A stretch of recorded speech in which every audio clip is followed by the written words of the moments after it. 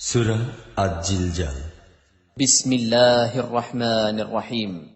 পরম দয়াময় নিরতিশয় মেহেরবান আল্লাহর নামে। ইযা যুলজিলাতিল আরদু জিলজালাহা, যখন পৃথিবীকে প্রচন্ড বেগে দোলাইয়া দেওয়া হইবে। ওয়া আখরাজাতিল আরদু আসকালাহা, জমিন নিজের মধ্যকার সমস্ত বোঝা বাহিরে নিক্ষেপ করিবে। ওয়া ক্বালাল ইনসানু মা লাহা, এবং মানুষ বলিয়া উঠিবে, ইহার কি হইয়াছে? ইয়াওমাইযিন তুহাদ্দিসু আখবারাহা, সেই দিন উহা নিজের সমস্ত অবস্থা বর্ণনা করিবে। বিআন্না রাব্বাকা আওহা লাহা, কেননা তোমার রব উহাকে নির্দেশ দিয়া থাকিবেন।